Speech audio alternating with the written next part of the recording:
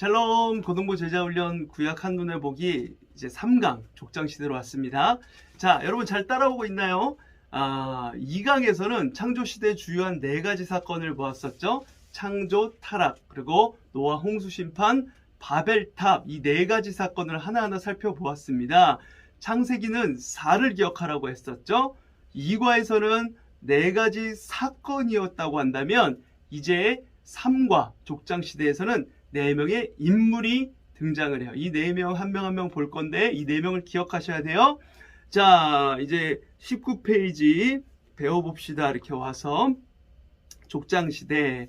자, 이제 우리는 성경의 역사 속으로 이제 들어오게 된 거예요. 창세기는 우리 인간들의 근원이 어떠한지 알려주고 창조주이신 하나님의 위대함을 보여주는 책입니다. 이제 아브라함부터 시작하는 족장 이야기는 이스라엘을 택하셔서 이끌어 가시는 구원 역사에 대한 이야기로 인간의 삶 속에 개입하시고 함께 하시는 구체적인 하나님을 우리에게 소개해 주고 있어요. 성경에서 족장 시대라고 한다면 주요한 4인물을 중심으로 한 시대로 하나님의 약속을 믿고 고난을 이겨낸 믿음의 사람들을 중심으로 이야기가 전개되어 갑니다. 이 4명은 바로 아브라함, 이삭, 야곱, 요셉이에요. 이 4명을 여러분들 기억하셔야 돼요. 4명을.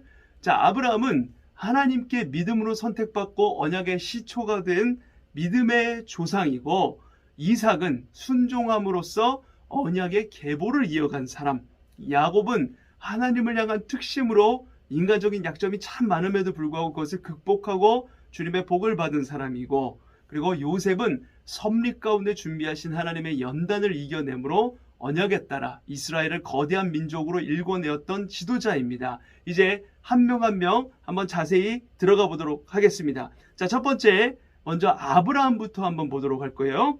교재 19페이지 중간 부분에 보면 1번 아브라함, 하나님의 선택과 아브라함의 순종이라고 있죠.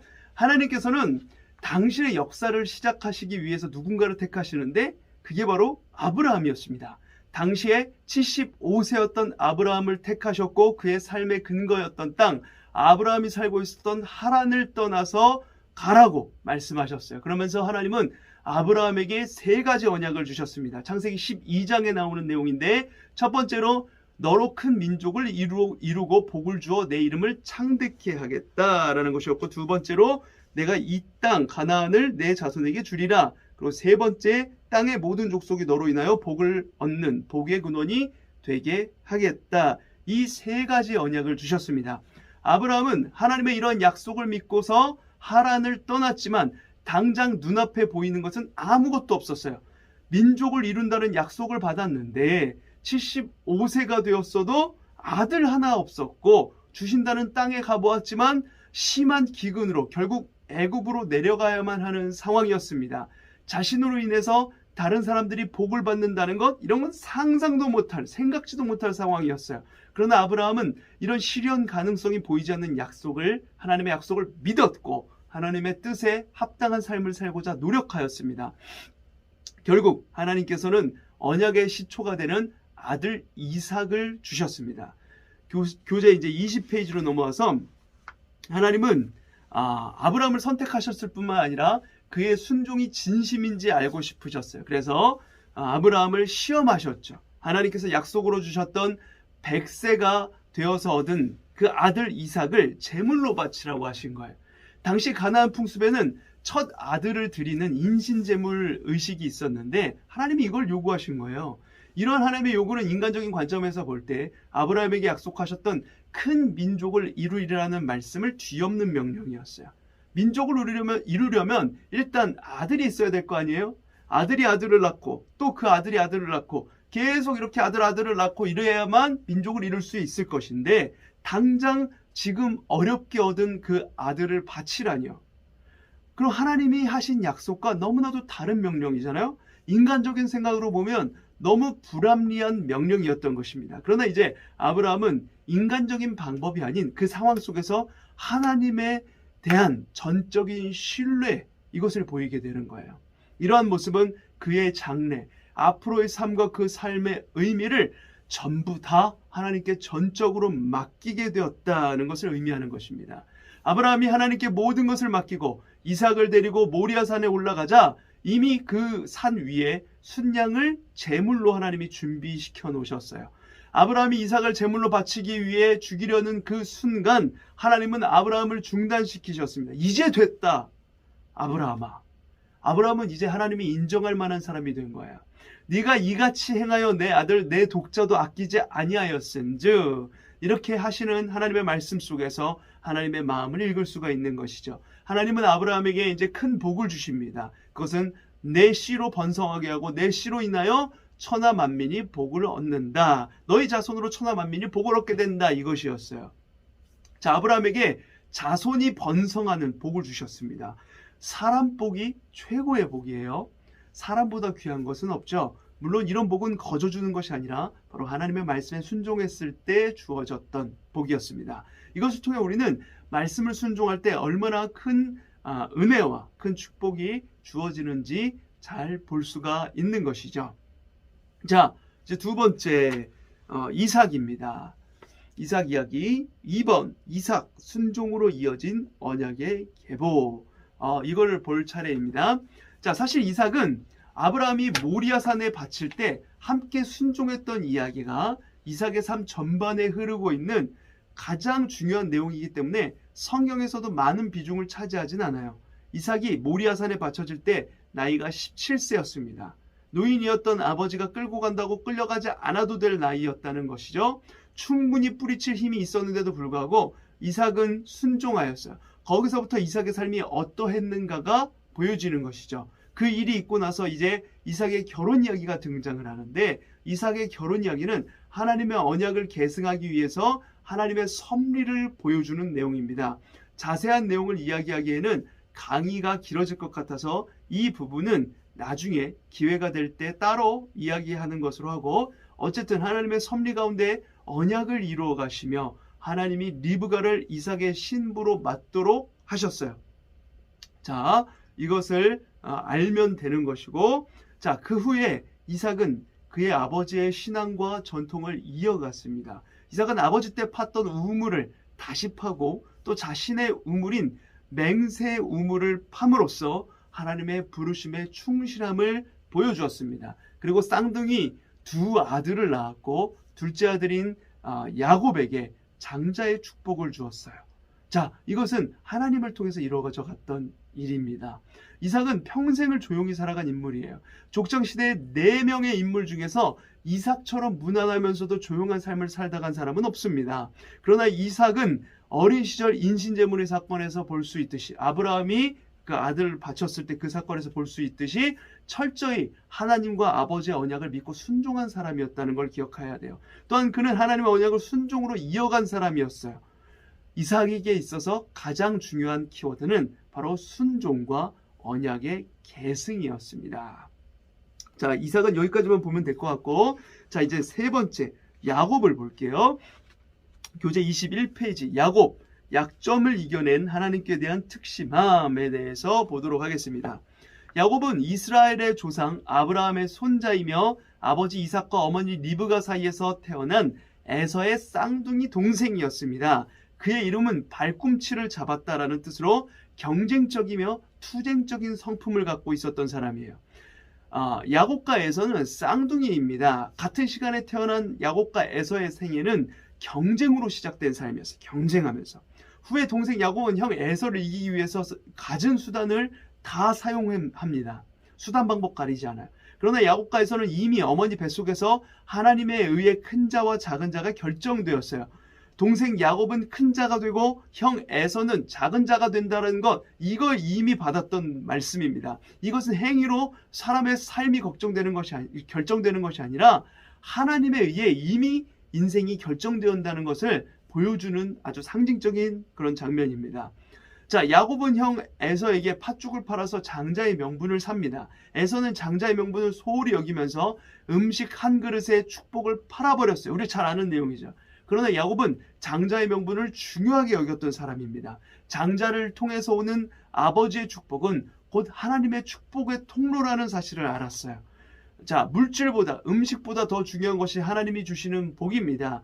야곱은 에서보다 하나님의 복을 간구했다는 것이 본받을 점이라는 거예요. 그러나 야곱은 이런 복을 사모하는 마음이 너무 강해서 하나님이 주시는 자연스러운 복이 아닌 인간의 노력에 의해서 쟁취하는 것에서 야곱의 문제가 있는 것이었어요.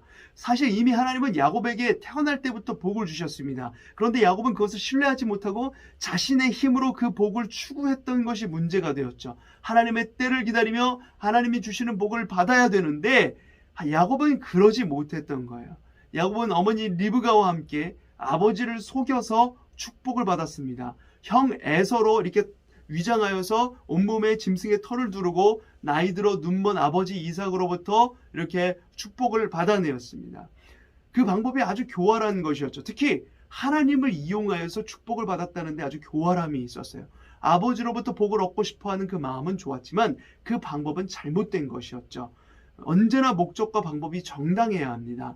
그렇지 못하면 하나님이 기뻐하시지 않는 거예요. 우리는 모두 하나님 앞에서 목적과 방법이 정당해야 되는 사람들입니다.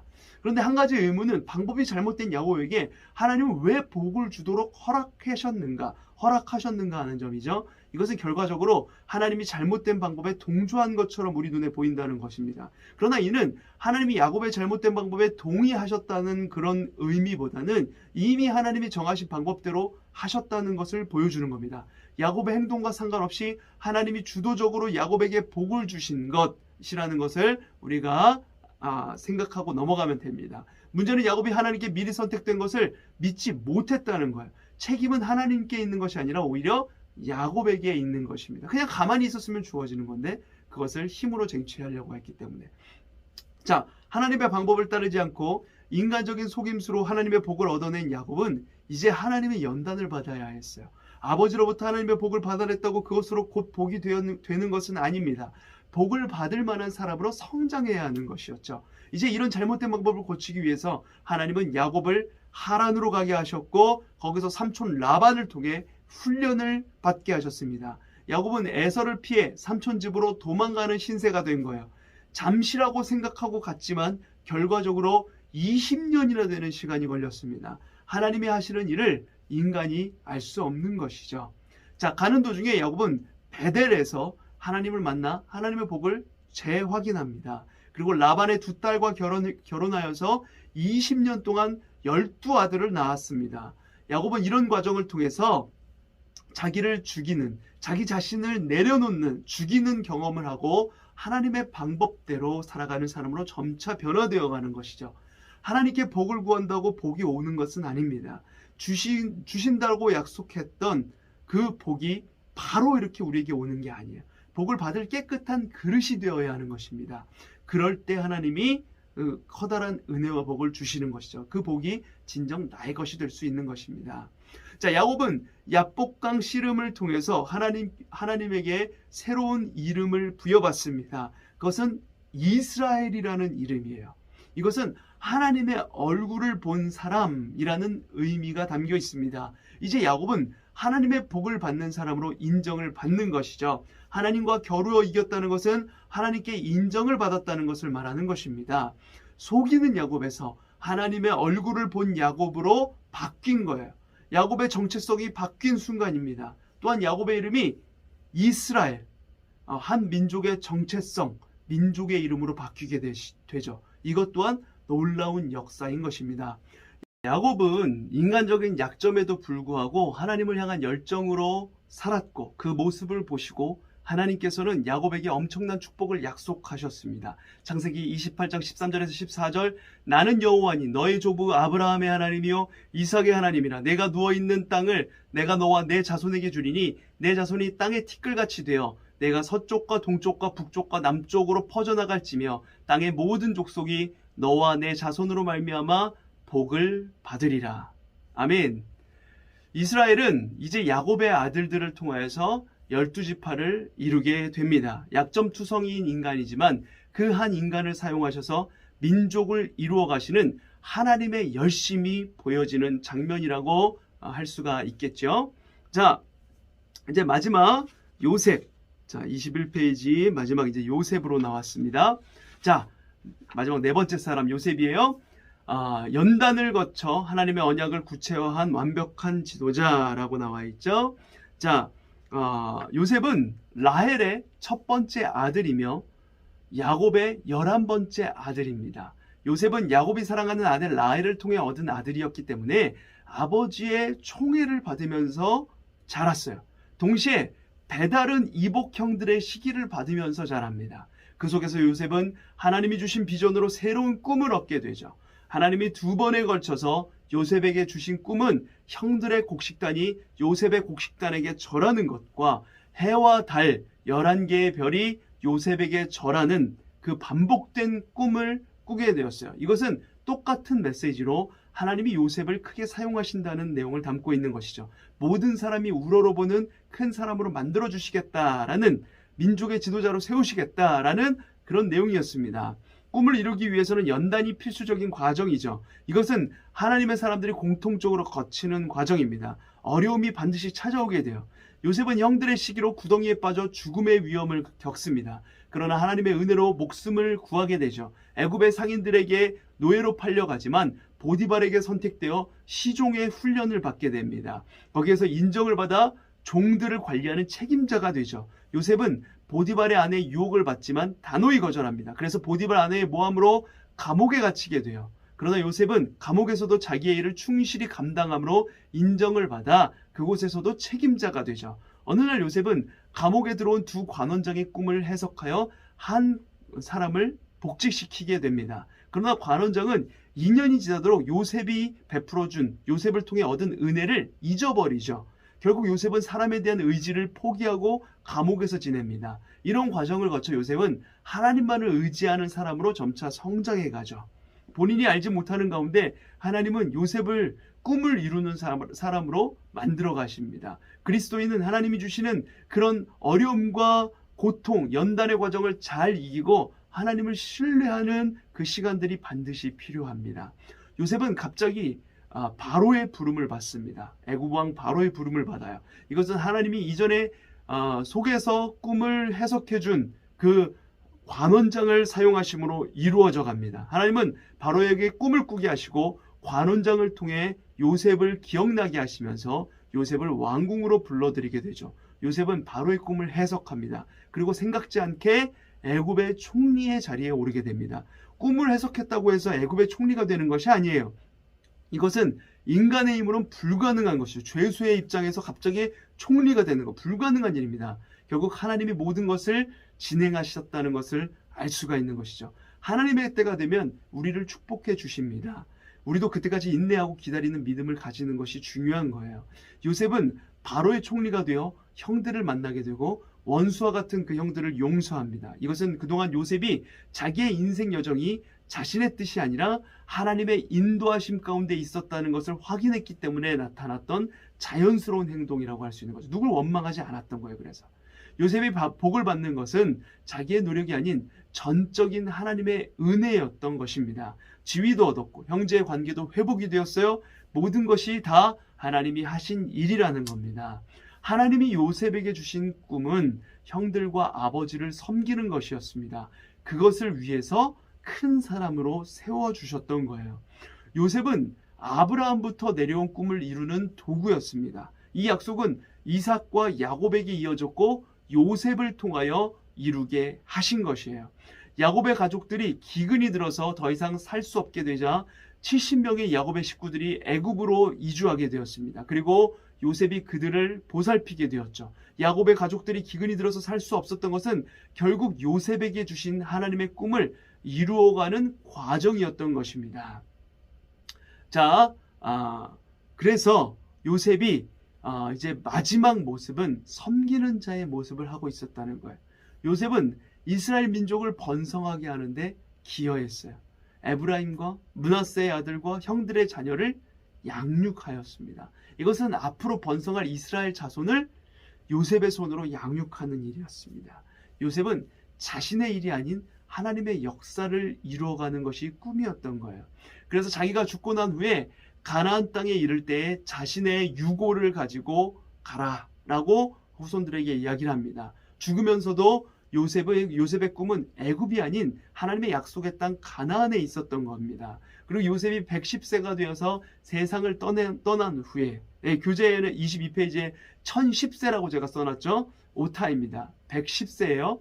요셉이 110세가 되어서 세상을 떠난 후에 모세가 그의 유고를 들고 나와 세겜에 안장함으로써 그의 유언을 이루게 됩니다. 요셉에게는 총리보다 하나님의 약속이 더 중요했어요. 그것을 위해 자신의 성공을 바쳤습니다. 진정한 성공은 하나님을 위한 성공이 되어야 하는 것이죠. 하나님의 영광을 위한 성공이 되지 못하면 아무리 대단한 성공이라도 의미가 없는 겁니다. 이처럼 요셉은 하나님의 섭리 속에서 수많은 연단을 거친 후에 정금같이 나온 인물로 아브라함과 맺은 하나님의 언약을 구체화해 나갔던 지도자였습니다. 이제 아브라함의 후손은 애굽의 고센 땅에서 씨족의 모습에서 벗어나 이스라엘 민족으로 거듭날 수 있는 모든 조건을 갖추게 되었고, 하나님께서 정하신 때에 약속의 땅 가나안으로 들어가게 될 것입니다. 그것이 요셉을 통해서 준비된 거예요. 요셉은 구약 성경에 등장하는 인물들 가운데 사람은 물론 하나님 보시기에도 가장 완벽한 인물이었습니다. 그의 소년 시절은 형제들의 배신과 억울한 옥살이 등으로 고통받았지만 총리가 되어서 가뭄에서 가족과 세상을 구원하는 그런 일에 쓰임받게 되었고, 출애굽이라는 구약 제1의 사건에 어떤 기반을 닦은 인물로 기억이 되는 것입니다. 자, 오늘 3강 내용은 여기까지예요. 아브라함, 이삭, 야곱, 요셉을 통해 이루어가시는 하나님의 섭리를 짧은 시간 동안 살펴보려니까 너무 바쁘게 빠르게 지나오며 빠진 내용도 있을 것인데, 창세기 말씀을 한번 쑥 읽어보시면 12장부터 해서 50장까지 쑥 읽어보면 큰 도움이 될 겁니다. 다 이야기 형식으로 되어 있으니 중요한 하나님의 약속이 어떻게 이루어져 가는지 이것에 초점을 맞추고 한번 12장부터 50장까지 쭉 읽어보시면, 아, 목사님이 말씀하신 내용이 여기 있구나, 이거구나, 이렇게 알게 되는 부분이 분명히 있을 겁니다. 그리고 1강에서 이야기한 대로 사람 이름 정도 외우는 걸 목표로 하고 강의를 들으시면 돼요. 오늘 들은 아브라함, 아브라함의 아들 이삭, 이삭의 아들 야곱, 야곱의 아들 요셉 기억하시길 바랍니다. 그러면 정리해 봅시다. 내용, 아브라함의 이동 경로 이렇게 나와 있는데, 아까 전에 교재에 나와 있는 거를 빼먹고 했어요. 교재 20페이지에 나와 있는 게 23페이지 다시 쓰게 되어 있는데, 이걸 한번 표시해 보시고, 그리고 창세기 30장 1절에서 13절에 등장하는 야곱의 12아들 이름을 기록해 보시길 바랍니다. 참고로 이 12아들 가운데 요셉의 이야기가 창세기에 가장 많이 등장을 하지만, 사실 다윗의 조상이 되는 그리고 예수님의 조상이 되는 사람은 이 12아들 가운데 유다입니다. 넷째 아들인 유다인데, 이것 또한 하나님의 섭리예요. 자, 이것을 참고적으로 기억하시면 되고, 자, 오늘 강의 내용은 이렇게 마무리하도록 하겠습니다. 다음 주에 4강, 이제 4강은 모세의 이야기입니다. 출애굽과 광야 시대의 내용인데, 그 내용으로 한번 돌아오도록 하겠습니다. 그러면 이 내용 계속해서 반복해서 숙제하시면서 보면 되겠고, 창세기 12장에서 50장까지 말씀을 쭉 한번 살펴보시면서 정리해 보시길 바랍니다. 그러면 다음 4강에서 만나요.